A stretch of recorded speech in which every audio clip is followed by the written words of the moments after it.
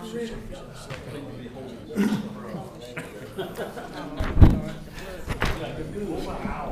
clock says 5:30. This time I'd like to call to order the West Baton Rouge Parish Council meeting for Thursday, February 26, 2026. I'd ask everyone that has any electronic devices on their possession to please silence them at this time. Opening prayer, I'm going to ask Councilman Atlee Walker to lead us in an opening prayer, and afterward, Madison, would you lead us in the Pledge of Allegiance? Lord, Father God, thank you for allowing us to meet here this evening. Lord, your word tells us that where the Spirit of the Lord is, there's liberty. And Lord, I thank you for the freedoms and liberty that we have here in our country, in our state, and in our parish. Lord, I ask that you bless the residents of West Baton Rouge Parish. In Jesus Christ's name we pray. Amen. Amen. I pledge allegiance to the flag of the United States of America and to the republic for which it stands, one nation, under God, indivisible, with liberty and justice for all. Thank you, Madison. Thank you, Atlee. Council log in attendance. We're good, Michelle? Mr. Crow. May the record show we have a quorum. Hang on. Yep, we got it. Item 5, minutes approval. Approval of the minutes from the regular meeting of February 12th, 2026. If everyone's had a chance to look over those minutes, I have a motion by Mr. Crowe, second by Ms. Andre to approve the minutes from the last meeting. Open the machines, vote for approval.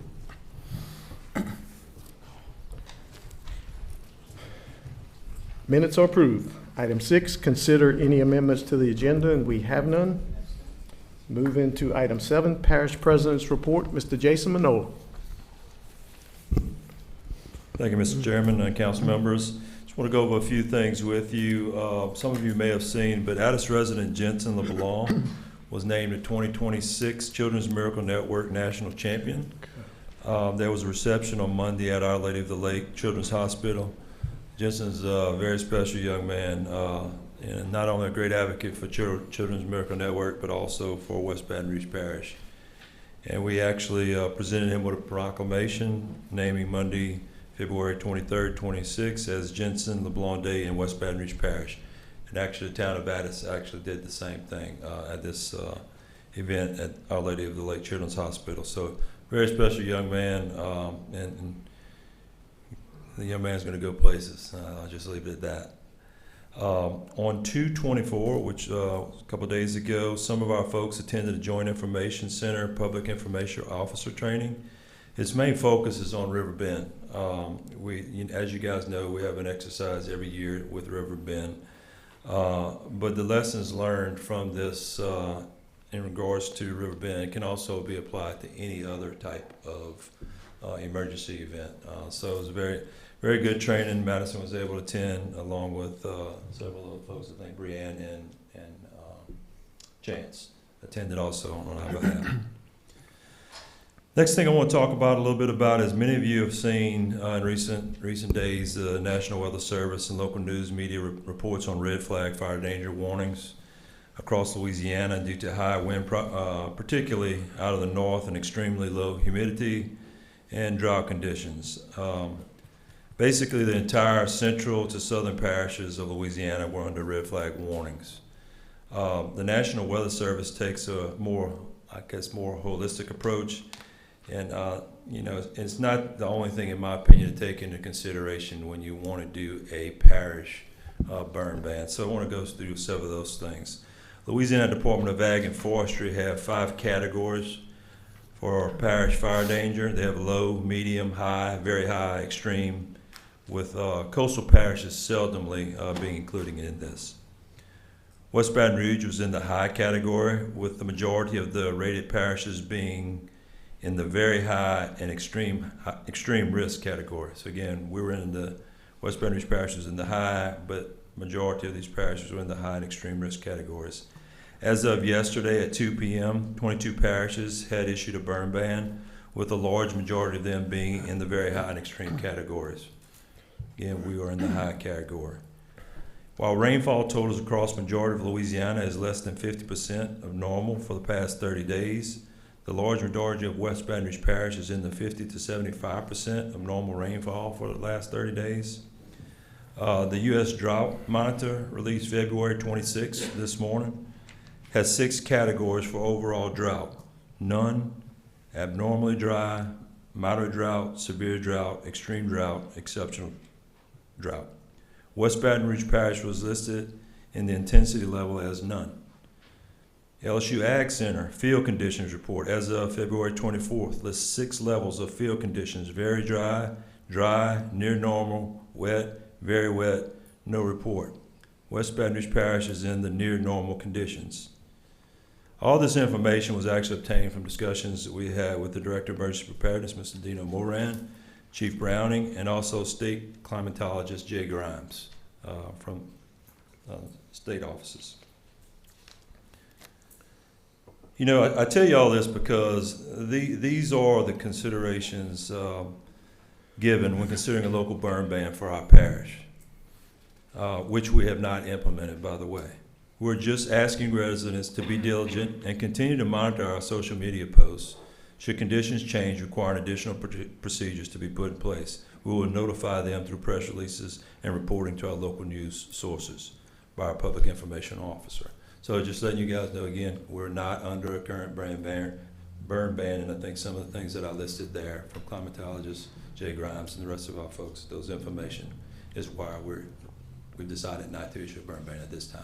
So, plus we have a south to southwest wind now, and humidity is actually rising, temperatures are rising. Got a little bit of a rain today, but not enough to amount to anything. But just wanted to just mention that to you guys, and I'll be happy to answer any questions if anybody has any questions. Council? Thank Have you any for questions? explaining that to us. All right, Yes. thank you. Thank you, Jason. Appreciate it. All right. Moving forward to item 8, public comments. These are just general public comments. Anyone from the public would like to come up?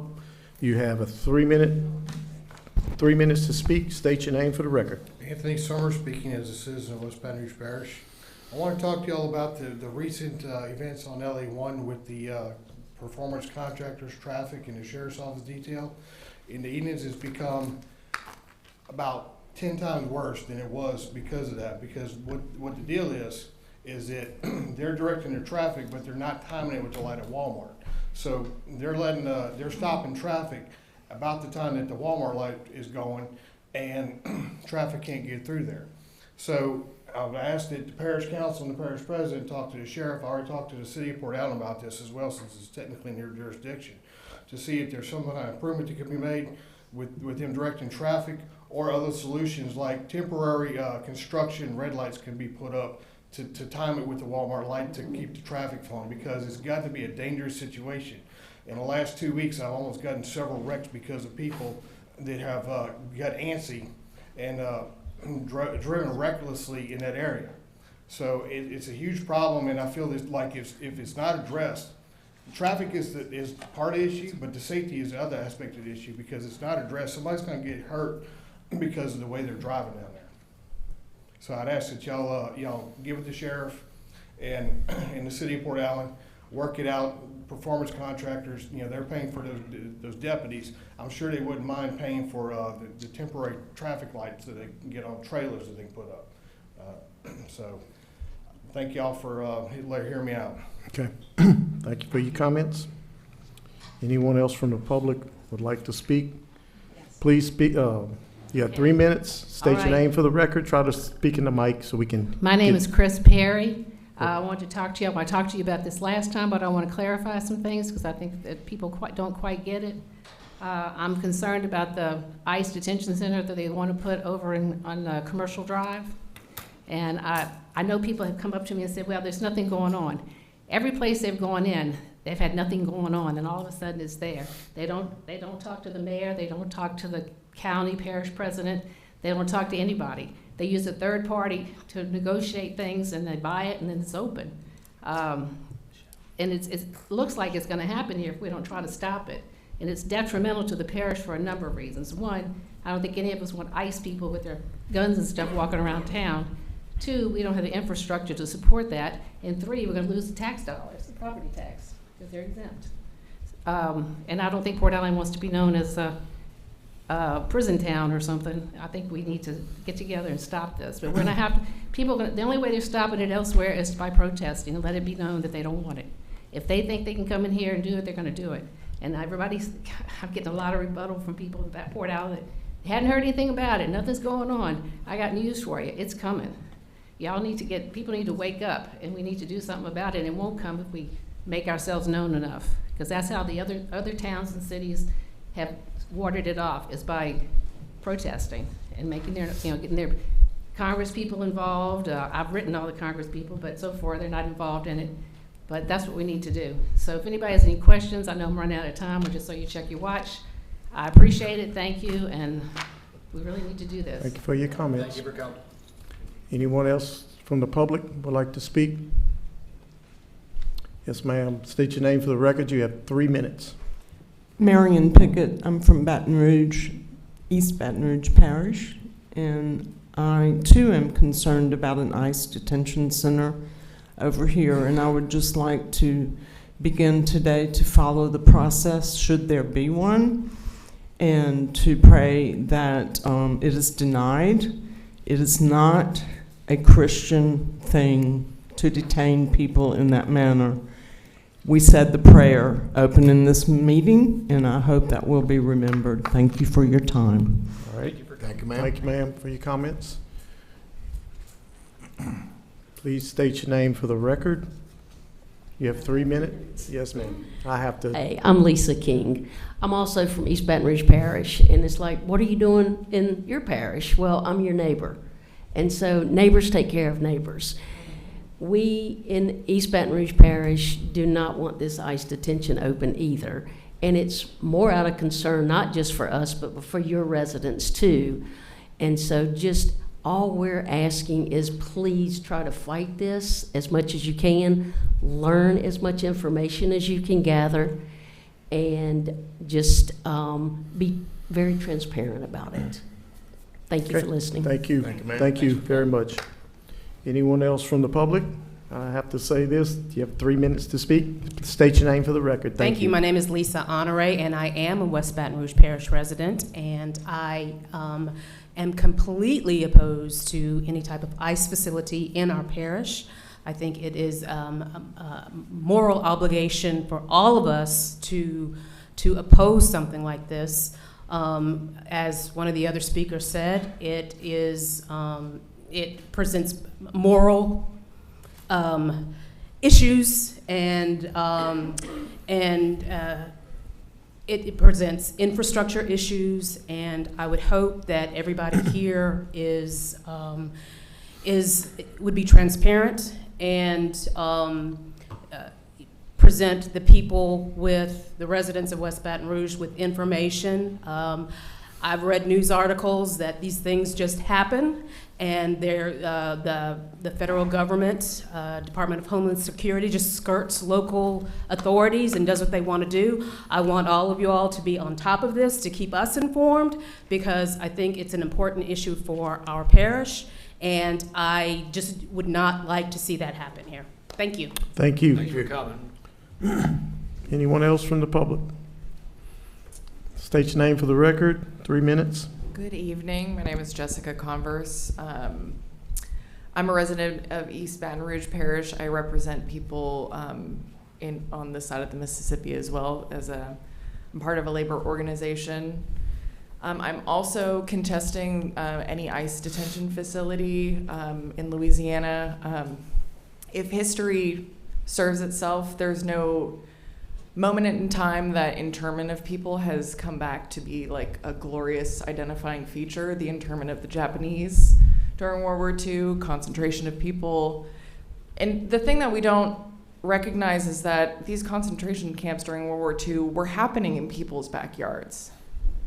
And the detention of POWs is occurring in Louisiana already with Jenna, and where they're locking up people who are expressing their First Amendment rights. And this is one of those things where it's like, if you're going to be complicit and all of our liberties being ripped away from us, then you're complicit in crimes against humanity, against the Constitution, against your neighbor. I'm a veteran. I'm a Navy veteran. I proudly served. Thank you for your service. Yeah, thanks for paying your taxes. And it's a disgrace to me that to be patriotic, we have to vilify other people. To be proud of our nation, we have to trample on others. That obviously is not the case. We're the ones that have given our power of economy away. I mean, it's a global issue, but we can act locally on our behalf, on our neighbors' behalf, and we could be righteous patriots for our country, standing up to defend each other. And I frankly don't want to hear about more rapes happening, which has already happened in ICE detention centers in Louisiana.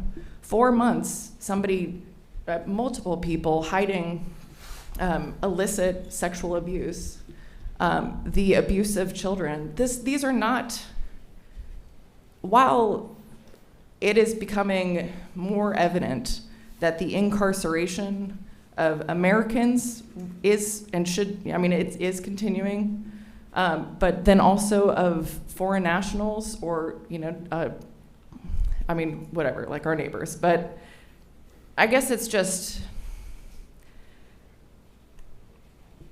this is something that we cannot let pass us by. We could be doing something better for each other, for our communities, with our tax dollars. This is ridiculous. Okay, thank you. Thank you for coming. Anyone else from the public?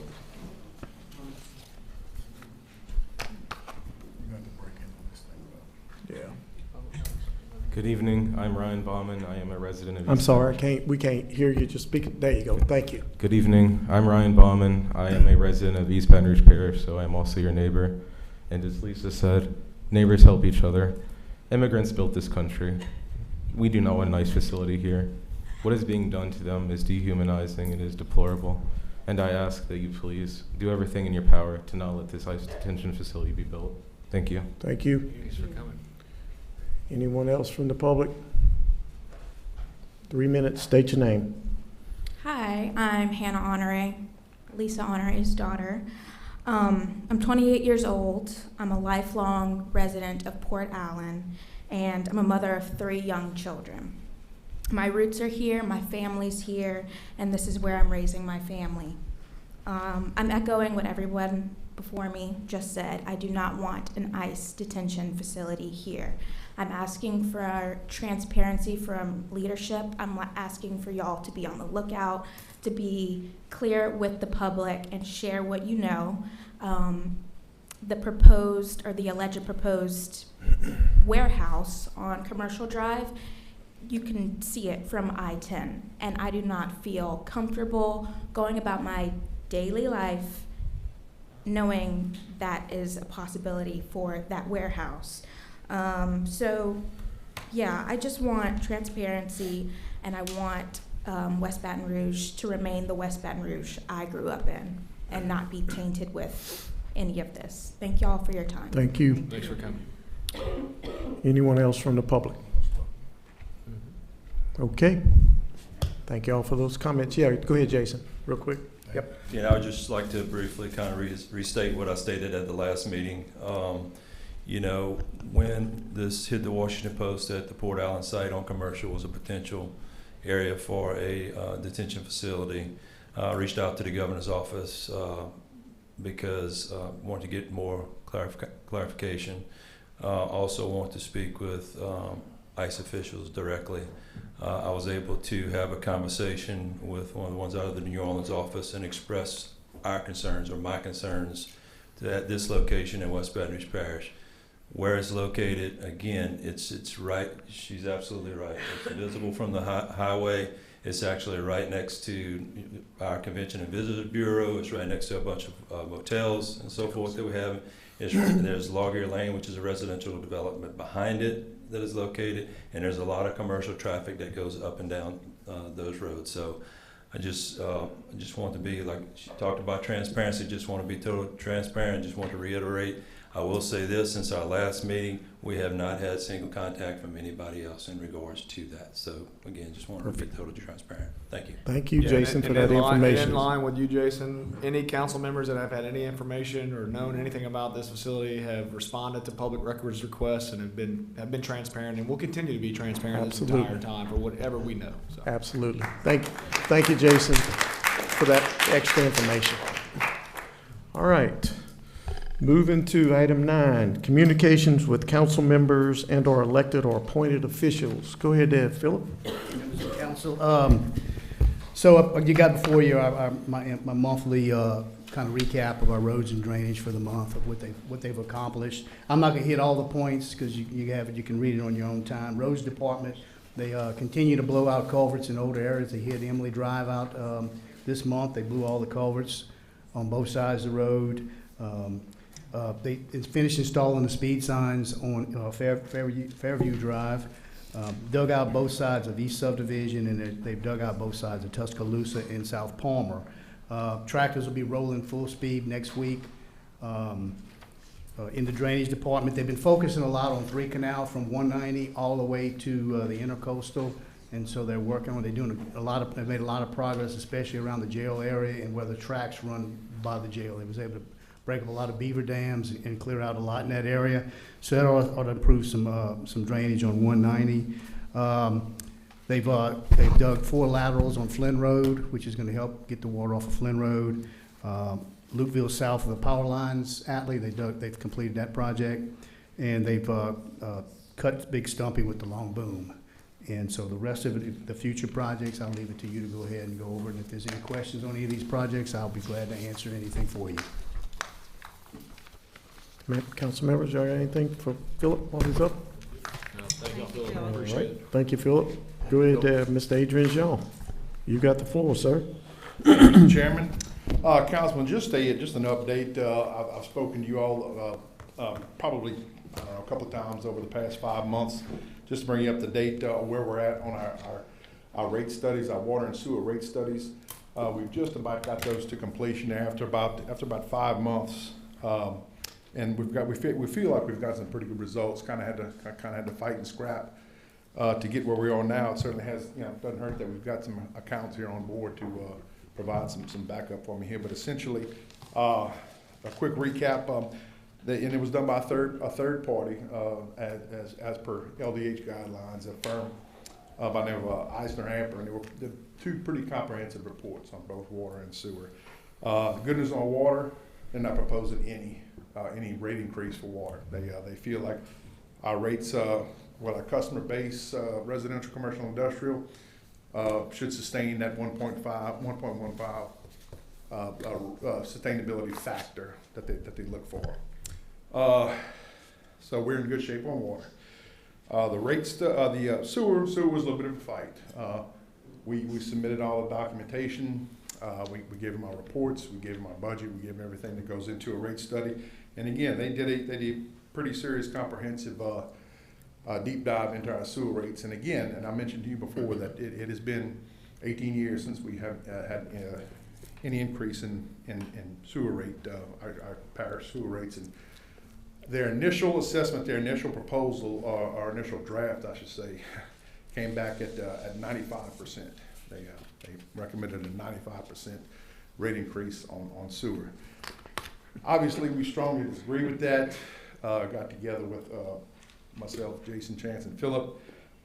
We kind of looked at their analysis, gave some more backup information, told them what our argument was, what we felt our numbers were in terms of capital outlay and our day-to-day operations, our sewer base and our customer base and where we were.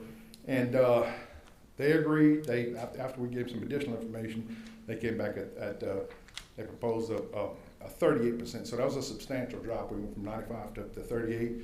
We still felt like that was not where we needed to be. And again, the last bone of contention was they were arguing that they wanted us to set aside a major asset reserve fund, about $160,000 a year, just to have, and they used our Westport sewer station. I may have mentioned this before. They want us to be able to provide and prove that we can replace that facility if it's hit by a tornado, if there's some catastrophic issue with it. So we explained to them that we have the ability to do that with general sales tax fund, and we can do that by ordinance. And we again, back and forth with them again. We also were in discussion with Heather Paul with Office of Community Development.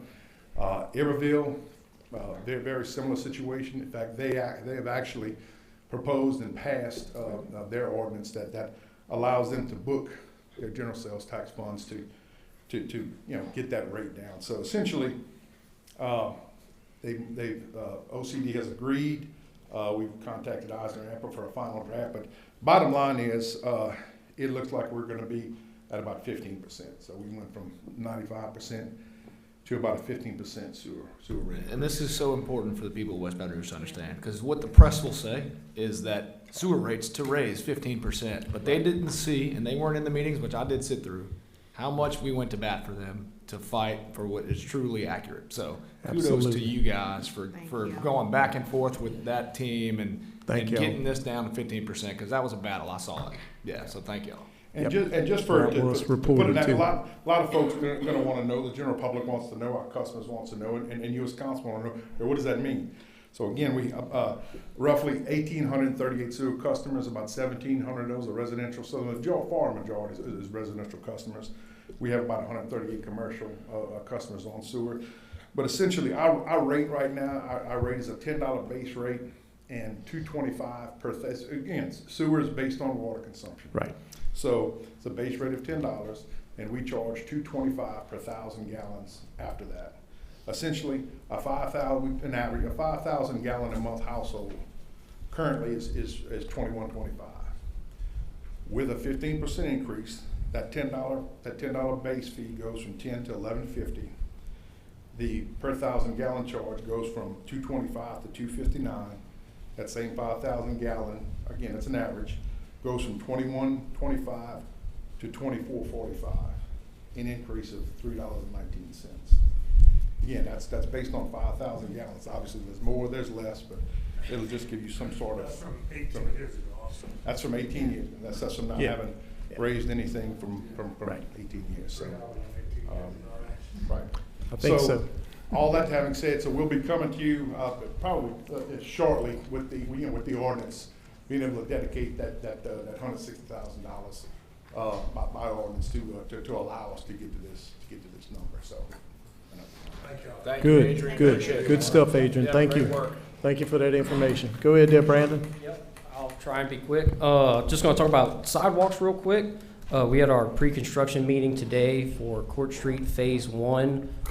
Basically, the contractor said their estimated time of actually getting out there and starting is last week in March, first week in April, around that time frame. That goes from what I call it, the old Paul Wong's parking lot, and goes down across Threes Canal to South 12th Street. Phase 2 of that project goes from 12th Street to LA1, where we're going to have ped lights and everything to cross LA1, like Joliet Trail and Brewery, and then also add some sidewalks to Commercial that connect to the Visitor Center and then to Court Street. We have that pre-construction meeting. Not sure when. I got the email to, give availability for it this afternoon. And then there will soon be a resolution for the Addis Acadian Trail sidewalk. Basically, we're nearing the point of right-of-way to start with the negotiation portions and all that. So it's just going to be a resolution allowing Jason and the parish to proceed with that matter. Just trying to keep all the ducks in the row, because that project has been dragging for a while, and since I've started, I've been trying to piecemeal together and get that thing to construction soon as well. So just updates on the sidewalks. Perfect. Good update. Thank you. Go ahead, Jason. One last thing, guys, and I mentioned my parish president reports, but some of you may have seen, but WVLA Channel 3344 Fox News affiliates came in this week and did an interview on the Louisiana First. Louisiana First came in and actually we're promoting our app that we have, WBR Connect, on our phones. I mean, it's really something that you know, we like to get that message out there. You can do anything from go to our website, any new requests, like if there's a tree down, if there's a pothole, things along those lines. You can sign up for emergency alerts, parish-wide emergency alerts, sign up for any parish notifications, and also visit our Facebook page. So just wanted to take the opportunity to mention that. I signed up, Jason. I love it. Looks good. Yep. All right. Anyone else from the administration? Y'all covered all of y'all? Okay. Council members, this is your time. Y'all have anything? Mr. Otard, go ahead. Thank you. Yep. Yes, sir. Yeah, just a couple of things. Council, I don't know if you can remember, a few public hearings ago, Mr. Gentile came in with a landlocked piece of property. Unfortunately, we had to deny that request. But in that meeting, I made a promise to him that we would, in the zoning review board, come up with a solution to get what he needed done, because I supported the cause, but the code wasn't set up for him. So happy to report that the zoning review board is making a lot of progress, and we are about this close to coming up with a solution for him and other landlocked pieces of property that would be limited to do what he was trying to do. So that's a positive update in that space. Yep. Second thing, Mr. Summers back there, I want to address what you said about traffic. Firstly, I think Councilman Elaine, Mr. Babin, Mr. Walker, and myself feel that every single day. And I know President Manola, Clerk Ms. Touye, it's become a real inconvenience for everybody on the south end. So had a conversation with the sheriff today, then followed that up with a phone call to DOTD District Engineer, Mr. Chris Ewing. We'll be sending an email to Chris. Chris and DOTD are going to get together and recommend the most effective solution to handle that traffic, and it's probably going to mirror something like following the light timing like Walmart would, right? But DOTD is going to come out with an official recommendation to the sheriff's office on how to handle that and best practices they would use from their office. So we're putting our best foot forward to make that feel as less of a convenience for the south end as possible, but it certainly hasn't been that recently. So we're working with DOTD. Thank you. But Yeah, it's gonna get worse though. Yeah. The car count's going to increase, and Yeah. it's going to be It's longer. gonna increase. Yeah. Yeah. Yep. But It's DOTD 300, but listen, 300 plus. I think but it's it's 600. It's an important thing to note that the sheriff's office, myself and the council, everybody in the council, and DOTD are partnering together to do the most we can to make it as best. And I left at 420. It's a rough situation. It's a rough situation regardless, but hopefully it is a temporary problem. Jason, go ahead. Yeah, and if I could just add to that, I know the sheriff's office and DOT officials met prior to this project actually kicking off to, you know, determine a plan of action. And so, again, I appreciate them actually taking another opportunity to relook at it and see if there's any major improvements that can be made to it, or minor improvements, just some type of improvement. Okay. All right. Finished? Good. Yes, sir. Thank you for the information, Mr. Otard. Any other council members have anything? Kirk, you finished? Y'all good? Good. Everybody's good? All right. Thank y'all. We're gonna move forward. Item 10, public hearing on previously introduced ordinances. There is no item A. Item B, an ordinance amending Chapter 104 zoning to incorporate amended zoning designation map zoning planned under Section 104-3, establishment of districts, official zoning map for rezoning request of Woodrow Wilson Construction, LLC, located at 3784 Metro Drive, Port Allen, Louisiana, 70767, file number PJ number 26-0002, as described by the WBR assessor, Lot 25, Greater Baton Rouge Industrial Park, Plat Map 108A and Tracks FS3A in Section 76 and 101, T7S R12E, 1.846 acres, 54C-118 CB144, E248 CB300, E96 CB326, E4, rezoning tract FS3A, 0.97 acres from agriculture to industrial light with a lot waiver. This is a master plan change. Go ahead there, Mr. Brandon. Yep, so, kind of like you explained, this parcel has two lots. The I-1 lot is on the corner of American Way and Metro. This ag lot is in the rear, but also fronts on Metro, and essentially is almost, you know, it looks like a buffer between the I-1 and the residential of Woodland Court. That lot itself, the ag lot, is only 0.97, just under an acre. To be I-1 while being adjacent to residential, you have to be 2 acres minimum to rezone to I-1.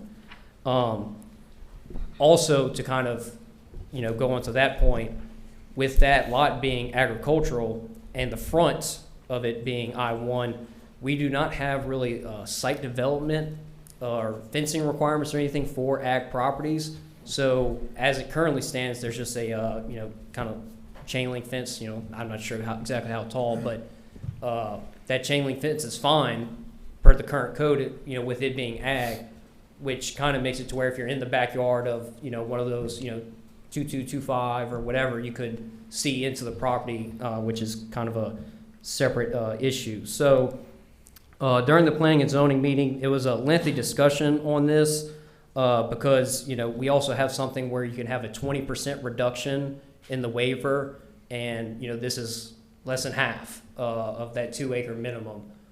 They had recommended approval with the waivers with the condition that the lots be combined. So instead of this one parcel having 2 lots, the one parcel is 1 lot. And that was just kind of, and they had given a 30-day time frame or something like that just to make sure it doesn't, lag on for forever. But that was their recommendation. And it was a unanimous vote from the 7 members that we had last Tuesday at the meeting. So if y'all have any questions for me or whatnot, feel free to ask. I'm gonna go ahead. I think we're gonna go ahead and do the public hearing. Okay. But hang around because we're I'm probably not gonna gonna have some questions for you. Okay, thank you, Brand. You Hey, said waivers? Yeah, it's gonna need So I hear waivers. someone describe it as a lot area waiver. I just wrote it down. Okay, with an S. I'm just trying to make sure we. No, yeah, that Okay, I just wrote it make down sure. with an S was all. All right, so this is a public hearing. I'm gonna open up that public hearing to the public at this time. So if anyone from the public would like to speak on this item, now's your time to come up and speak. Anyone from the public? All right, so I have no one from the public. I'm gonna close the public hearing. And, I want to add one thing. yeah, sure, go ahead. I guess the other thing I'll add too is the neighboring lots to this parcel, all of those properties are currently zoned I-1 and back up to the residential subdivision. So, this ag lot would not be the only industrial I-1 lot touching the residential subdivision. So I just wanted to clarify that. Okay. But yeah. All right, so if y'all don't mind, I guess I'll grab this one. Number one, it's in my district. I'm very aware of it. I'm in total agreement to what Brandon stated about the 2 lots combining them to 1. I think Michelle, correct me if I'm wrong, I think what we are planning on doing, since it's gonna need a lot of waivers, we probably wanna see a plat. And we've contacted Brandon, where's Brandon? There he is, his office, and they're gonna get us a plat. So what I think we should do is go ahead and table this item till the next council meeting, which is March 12th. And then that way, we can go ahead we can do it with the plat and at the same meeting, not the same time, the same meeting. And that way, I think it'll just work a little smoother if we do it that way. So, And that plat showing the lots combined. right, and that plat will show the lots combined. Yeah, So- and we, Mr. Wilson's here. Okay, I see. yeah, Okay, I didn't know we- you were there, sir. I'm Matt- sorry. Mallory's been in contact with him and, working on So, that and trying to get that I in think place for this y'all. would work a lot cleaner if we just do it that night. It would be within the 20%, right? So you're Right. making a motion to table it? Yeah, Right. I believe the total acreage, I had it written down, I could have sworn. The total acreage is above 1.6, so it would clear that, but. Okay, perfect. All right, thank y'all. So I have a motion by Mr. Lane, second by Mr. Crowe, to table this item to the council meeting in 2 weeks, Yes, which sir. is March 12th. If everybody's good with it, no other comments, I'm gonna open the machines to vote for approval. That motion passed. Moving to item C, an ordinance to authorize the renewal of the levy and collection of a special tax of 1, 7.2 mills, the 7.2 mills tax, and 2, 4.1 mills tax, the 4.1 mills tax, and together with the 7.2 mills tax, the tax says on the dollar of assessed valuation of the property situated within the limits of the parish of West Baton Rouge, state of Louisiana, the parish, each for a period of 10 years, beginning with the year 2026 and ending with the year 3035. Such taxes having been authorized to be imposed, levied, and collected at an election held in the parish on November 15th, 2025. So this is a public hearing. Go ahead, Chance, get us going on this one. Members of council, so this is the last step on the drainage and the library taxes that were voted on back in November in the election. So we obviously need an ordinance to levy taxes, property taxes within our parish. This is that last step to basically certify the election finally. So. Thank you, Chance, for that information. This is a public hearing. Anyone from the public would like to come up and speak on this item? Anyone from the public? If I have no one, I'm going to close the public hearing, open up discussion to the council. I actually have a motion by Mr. Babin, second by Ms. Andre. Mr. Babin, to approve this item? There's no other comments by the council. I'm opening the machines to vote for approval. That motion passed. Moving to item D, an ordinance of the West Baton Rouge Parish Council adopting the 2025 year-end budget adjustments on an operating budget of revenues and expenditures for the fiscal year beginning January 1st, 2025 and ending December 31st, 2025. Go ahead there, Chance. Yep. So we do this every year after the end of the last fiscal year. This is for 2025. So a quick recap of what we amend. Anytime a revenue is under the 5% threshold, it gets amended for a fund, or in the general funds case, we do it by department. And then opposite for expenses. If your expenses come in over the 5%, we amend there. We also amend anytime a salary is over by even $1. We go ahead and amend that to even it out. And same with capital outlay. Our capital outlay funds, we amend to what I call zeroing out. So if we amend to either decrease to the amount that was expensed or increase to the amount that was expensed. So we zero it. Your budget amount will match the expensed amounts for the year 2025.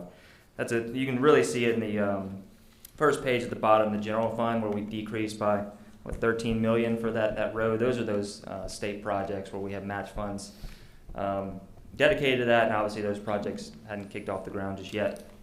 So one quick note, at the very top, or toward the top, you see Ward Court, the salaries for $9,000. You can go ahead and completely remove that, so we'll accept it with that completely removed. That was a salary reimbursement deposit that was just coded to the wrong department. It was to 126 instead of 127. So I fixed that just now, and it actually came in under.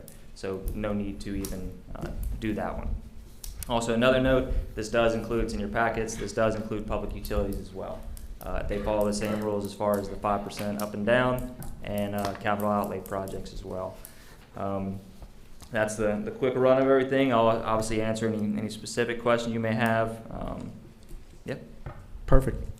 Thank you for that information. This is a public hearing. I'm going to open up that public hearing at this time.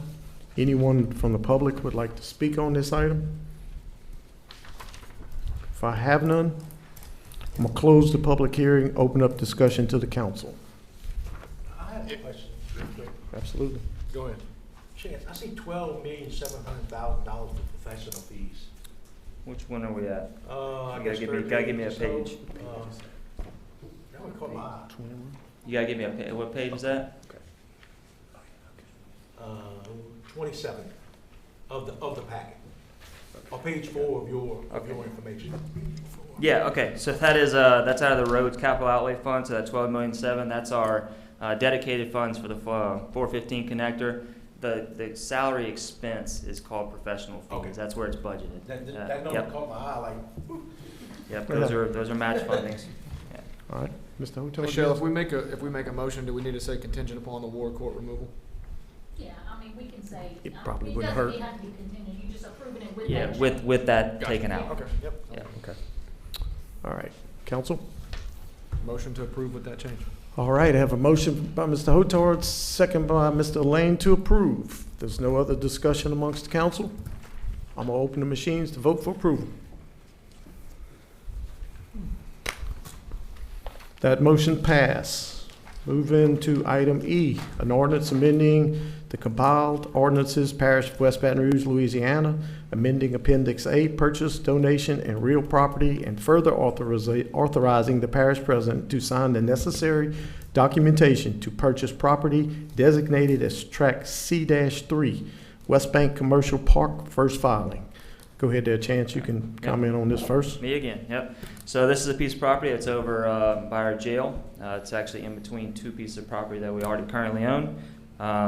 Asking a purchase for $240, I believe is the price. I think I wrote down wrong here. And came in under the appraised value, so I'm getting a good deal. This is coming out of our jail fund. So if approved, I'll be coming back to you in the next couple of weeks when the ordinance is ready to do a budget amendment to account for this. So this is step one before we get to there. Gotcha. Yep. All right. So this is a public hearing. I'm going to open that public hearing at this time. Anyone from the public would like to speak on this item? Anyone from the public? 1, 2, 3. If I have no one, I'm going to close the public hearing, open up discussion to the council.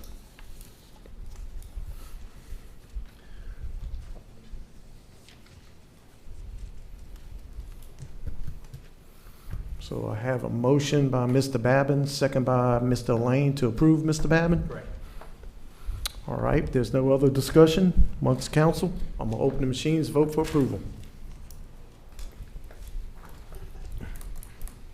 That motion passed.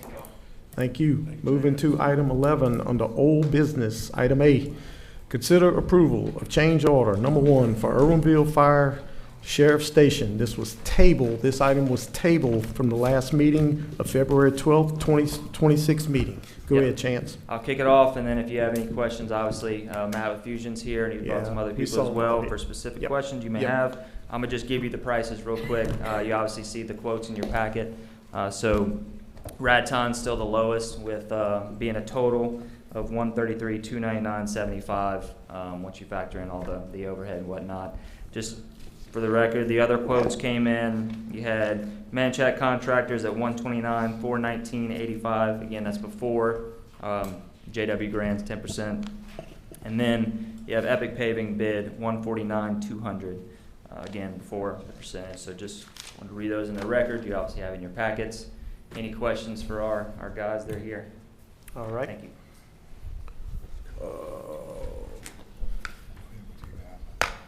Matt, did you want to come up and speak?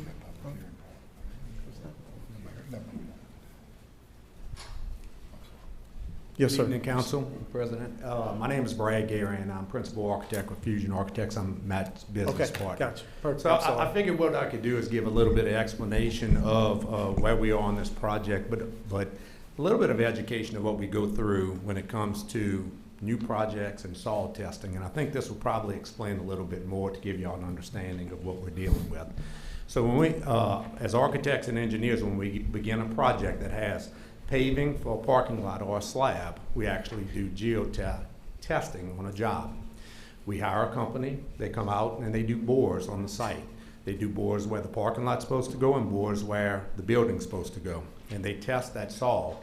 They tell us how much moisture is in that soil, and they tell us what the bearing capacity of that soil is. We use that information to design our building foundations and the paving. And so that's exactly what we did on this project. We designed the project accordingly. When we started construction, whenever they start construction, one of the things that they test during construction when they start is they do what is called a proof roll. And you'll see that as a machine with a big roller on the front, or they'll use a heavy truck. And what they do is they observe the soils to see if everything looks like it's stable.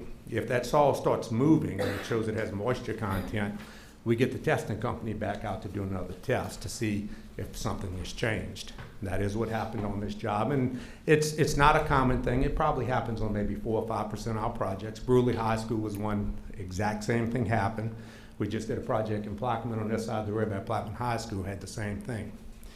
Once they test and they tell us, hey, we've got some moisture content, we need to treat the soil. They make recommendations on how to treat that soil. We send it back to the contractor, we get price, and we do our due diligence on that. And so we do field this question from time to time of, how does this happen? Well, when we do a project, depending on the size, we figure out how many borings we want to do. We can't do a ton of borings. It's not cost effective. We do a random sampling. Sometimes you may have pockets in between where we've done our testing that may show up. And sometimes you may even have some hydrostatic pressure that can bring a little bit of water to the site. So what we're dealing with here, like I said, not super common, but we do see it on projects. We've done a lot of projects here in this parish, on this side of the river, that we have no problems, but we have had some before. So that kind of tells you what we do as designers. We do our due diligence. Every now and then we're going to deal with a project that the soil conditions may be a little bit different or may change. Unfortunately, this happens to be one. That's why we came to y'all with this change order. So, Okay. All right. Actually, Mr. Crowe, you on the floor? You want to talk? I'll wait. Okay. Yeah, go ahead. Go ahead, Matt. Just before we close out, there is some equipment on site. That is the subcontractor's equipment. He's ready to go. That equipment is on site at no cost to the parish or anyone. He simply has it parked there ready to start the project. Good information. Thank you, sir.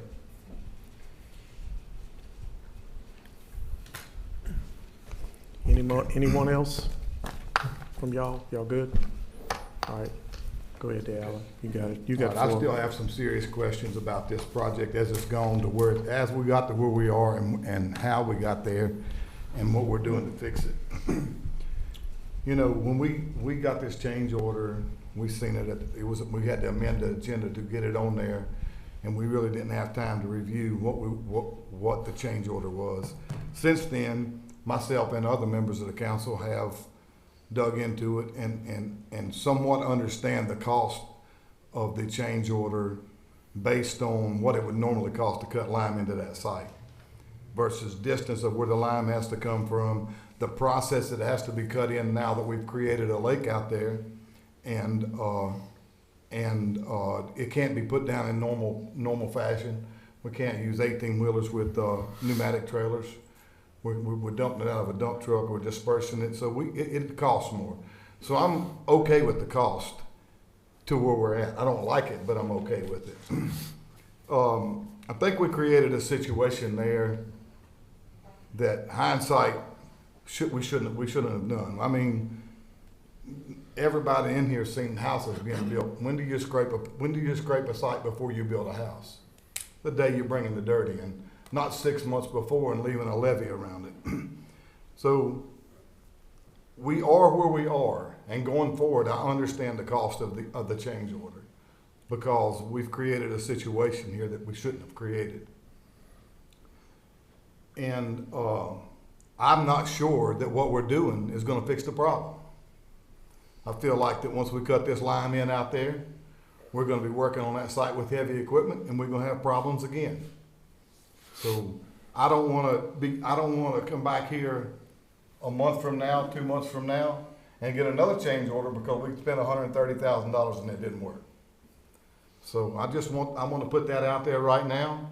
I do understand the cost based on the situation that we have, but I'm not sure what we're doing is going to work, and I want someone to say we're standing behind what we're doing is going to work. That's the beauty of a professional seal, right, gentlemen?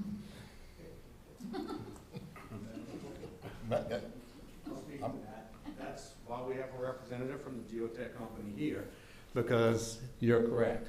That's why you hired a professional to do so, and that's why we hire consultants to do that as well. We have to go by the recommendations of the geotech company, and their recommendation is what we're going to follow. And if I'm standing in front of you in a couple of months to ask for more money, then I'm going to turn around to my professional that, just like you're going to turn to me and say, hey, what did we not do correct here? We're going to stand behind our product. Who recommended to scrape the site out there?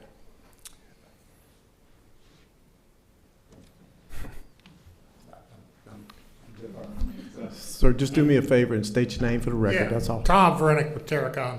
We're the geotech consultant.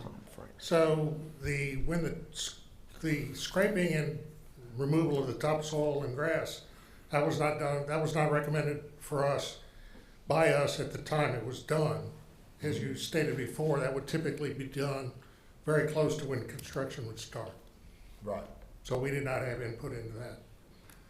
In terms of the lime treatment, this was included as a potential option in our report that was generated for this project.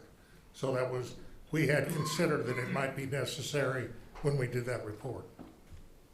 So you made the recommendation prior to the site being scraped to cut salt, to cut lime, or no? No, we said that we needed to scrape the topsoil, do the proof roll, and evaluate it at that point. And then if at that point, if it was unstable, then it may be necessary to lime treat. So you recommended that being done back then or prior to construction? Prior to construction. Okay. Didn't we go in and move a bunch of dirt out? I mean, We removed the dirt that goes in the well. I mean, I had no control when they were. right. We just That- didn't execute the proof roll right after that. Yeah. Okay. I mean, that technically it should have been prior to construction, because if Right. the roof rolls out fine, then construction would have started immediately. Right, Exactly. exactly. I mean, it should have been just prior to construction, not what we have out there now has created a lake and now we're building something. But what I'm getting at now is if they had a roof roll and it met the standards, then construction would have started immediately. So it's kind of a figure eight type of thing. You don't know if it meets the criteria until you do the roof roll. Yeah, well, we did the proof, we just recently did that proof roll. We did not do it when it was scraped and out. We weren't under contract at that point to do that. Okay, Thank you. all right. All right, Yeah, and Matt, thanks for, I challenged you a lot last meeting you were here, but don't think I had all the facts with where the material was coming from, how we were having to spread it across the site, and so I definitely questioned the cost per ton because I thought it was egregious, but given the distance to the lime facility and where it's going, so yeah, appreciate that. Looks like all of our bids are in line. The material costs, which I had the most heartburn about last meeting, are all in line, so thank you for getting those quotes, man. Appreciate that. all right. Just gonna ask this question. Anyone from the public has any other comment they would like to make on this item before council acts on it? All right, council, what's the wishes? So the recommendation is who? To approve the change order. Wood company, we got 4 companies. Oh, yeah, Chance, somebody's just we're pretty sure we know who it is. Yeah. Officially, I'd like you to state it. The if you same don't- one, it's Radton. It's the Radton. one you saw last week was still the lowest after bringing in 2 additional I heard the 133 quotes. number again, and Raton was 20-something thousand, different, good enough. Chance. Yeah, with the add-on. Chance. Add-on. Chance. Yeah. We're not approving Radton, we're approving a change order to the contract, right? Which their quote is Radton. But we're not, that's Oh, you're between them approving and the the contractor. yeah, between We're the approving contractor, yeah. We're But approving just $131,000 for. 133. 133. Yeah. Red, 133, Radton doesn't have anything to 299.75. do with Right. the change Yeah. orders. Good point out. Yeah. Good point out. Okay. Yeah, and this is so. We realize Radton's low, don't get me Yeah, wrong. before That's somebody not- somebody may ask about funding, let me just go back through that one more time. So you got 2.975 from the state. You got 500,000 capital outlay fund, 500,000 sheriff, and then the rest will be general fund. So this change order will be part of that. And how quickly? And the will property was donated. Excuse me. How quickly will they start on the work once it's? That'd be a JW grant or a. I know they're ready to go. So whenever they can get the lime stabilized and good to go, then. Up to them. Okay, that's a heck of a deal. Council? Shall we? There you go. So I have a motion by Mr. Crowe, second by Ms. Andre to approve Mr. Crowe.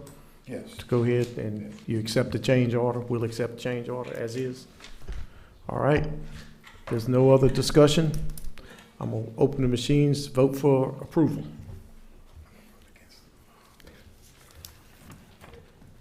That motion passed. All right, we'll fly here. Item 12, resolutions, we have none. Item 13, consider status report, change order, and/or other matters as required on current projects, we have none. Item 14, introduction of ordinances, none. Wow. Item 15, consider subdivision plats, condemnations, and waivers and matters related thereto, we have none. Item 16, correspondence report, Ms. Michelle. Yes, sir. Correspondence, our next planning and zoning meeting of Tuesday, March 3rd has been canceled due to a clear agenda. The next council meeting is Thursday, March 12th at 5:30 p.m. All right, thank you, Michelle. I have a motion by Mr. Hotard to adjourn. Y'all both just sat there. You should have did it, Alan. We did it after. You should have did it. We did it after Auditor left. He was looking on his You had to do that on your phone or something. Your hand wasn't even up there.